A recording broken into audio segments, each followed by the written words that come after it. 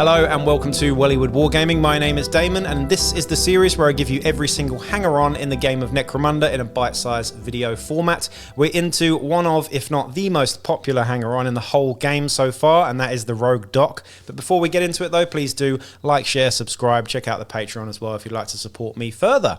Right then, the Rogue Doc, this model has been out for quite a while now. It's available from Forge World. It's definitely one of the nicer, I think, Necromunda models to date. It came out around the time of sort of lockdowns and stuff, so you can tell there's definitely a strong theme with the face mask. Of course, this is a nurse, as I suppose, so of some sort anyway, so I guess the face mask is in keeping with that. But a really nice model, and what I like about this female model here is that it doesn't look like any of the Escher models, which is quite nice. The scales and proportions are slightly different. She's not as sort of tall and skinny with, you know, the same sort of trappings that the Escher have. So I do like the fact that it's a slightly different female Necromunda aesthetic, which is quite cool. It's a really nice model though, and you can get this from Forge World currently. I've got it, and here's one I painted up earlier. But the Rogue Doc, I would say, is the most popular, or at least the most used hanger-on in the game, except for maybe the Ammo Jack, I would say.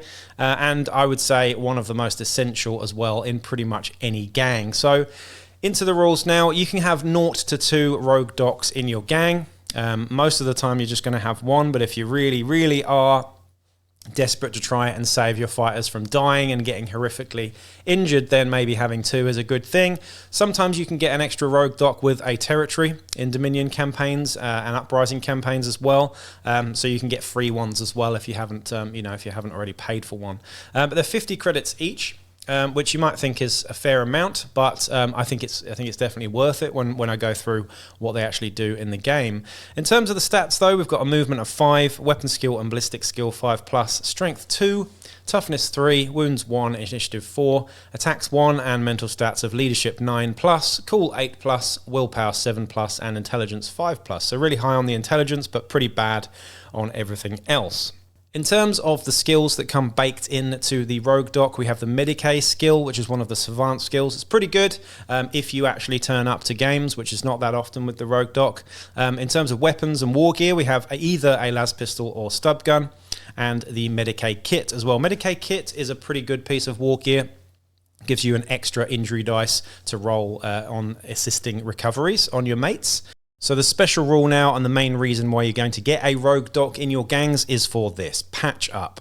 If a gang has a Rogue Doc, it can make an additional medical escort action in the post-battle sequence, in addition to any other post-battle actions performed by fighters with the Gang Hierarchy X special rule. This visit does not cost any credits. However, a result of 6 on the table is treated as stabilized rather than a full recovery due to the Rogue Doc's comparatively limited supplies and the lack of proper Medicae technology.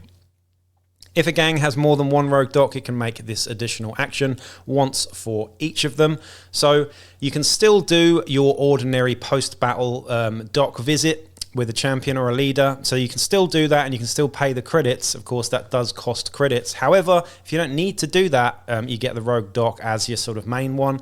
The main caveat with this, though, is yes, it's free and it doesn't cost any credits, but you've still got that stabilized rather than full recovery role in there. So it's great though. It just means that pretty much most of the time you're going to just use the Rogue Doc to sort of save your bacon, unless your gang's been absolutely mauled, in which case you might want to do several medical visits plus the Rogue Doc as well. But it's just nice to have that extra security buffer. It's a bit like an Apothecary in Blood Bowl and similar games as well. I think most of the time with a campaign gang, I don't remember a time when I haven't actually taken a Rogue Doc. Sometimes they're free with territories and stuff, so that's always nice to have, and then I won't buy one, but I've never had 2. I've always had 1.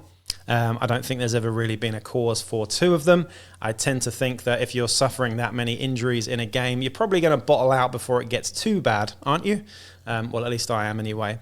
But that's the Rogue Doc. Not a huge amount more to talk about, really. Lovely miniature, though. Even if you're not using it as a Rogue Doc, it's a great miniature to add to an Outcast gang or just have on your boards for Necromunda, just to make a good addition to the aesthetic of the whole thing.